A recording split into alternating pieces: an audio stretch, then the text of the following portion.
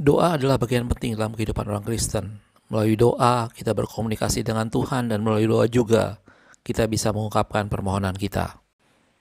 Allah mendengar setiap doa yang dinaikkan dengan sepenuh hati, dan Dia berjanji akan menjawab setiap doa kita. Tetapi mengapa setelah beberapa lama kita berdoa, rasanya tidak ada jawabannya? Berikut beberapa hal yang bisa kita ingat apabila kita merasa bahwa jawaban doa tidak kunjung tiba. 1. Tuhan punya waktu sendiri. Waktu Tuhan tidak sama dengan waktu kita. Dia tahu waktu dan saat yang tepat untuk menjawab doa.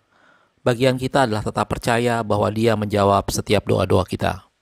Dalam Markus 11 ayat 24 dikatakan, "Karena itu aku berkata kepadamu, apa saja yang kamu minta dan doakan, percayalah bahwa kamu telah menerimanya. Maka hal itu akan diberikan kepadamu." 2. Kita salah berdoa. Dalam Yakobus 4 ayat yang ketiga dikatakan, "Atau kamu berdoa juga, tetapi kamu tidak menerima apa-apa, karena kamu salah berdoa. Sebab yang kamu minta itu hendak kamu habiskan untuk memuaskan hawa nafsumu." Jangan habiskan doa kita hanya untuk memuaskan hawa nafsu kita sendiri, tetapi berdoa untuk orang lain juga, supaya mereka semakin mengenal Tuhan. Dalam Efesus 6 ayat 18 dikatakan, "Dalam segala doa dan permohonan, berdoalah setiap waktu di dalam roh, dan berjaga-jagalah dalam doamu itu, dengan permohonan yang tak putus-putusnya untuk segala orang kudus." 3. Jawaban doa sudah datang, tetapi kita tidak menyadarinya karena berbeda dengan apa yang kita minta. Dalam Efesus 3 ayat 20 dikatakan, "Bagi Dialah yang dapat melakukan jauh lebih banyak daripada yang kita doakan atau pikirkan, seperti yang ternyata dari kuasa yang bekerja di dalam kita."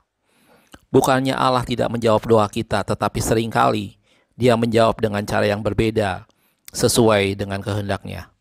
Nah sekarang, bagaimana jika kita memang tidak mendapatkan jawaban doa kita? Apakah kita harus berhenti berdoa?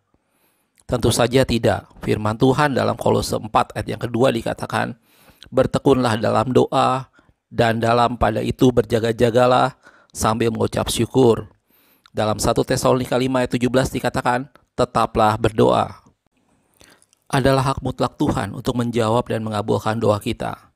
Tapi terlepas dari terjawab atau tidaknya setiap doa kita, satu hal yang pasti, bahwa Tuhan Yesus sangat mengasihi dan peduli dengan semua keadaan kita. Dia mengetahui segala yang kita perlukan, bahkan sebelum kita menyadarinya.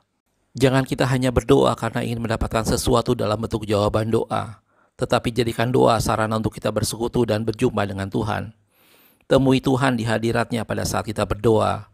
Rasakan kasih-Nya yang besar atas kita, dan pandang kemuliaan-Nya yang mengatasi segala sesuatu. Sesungguhnya persekutuan dan perjumpaan pribadi dengan Tuhan dalam doa itu jauh lebih mulia dari semua permohonan doa yang kita naikkan. Jadikan doa sarana kita semakin mengenal Tuhan dan semakin mengasihi Tuhan.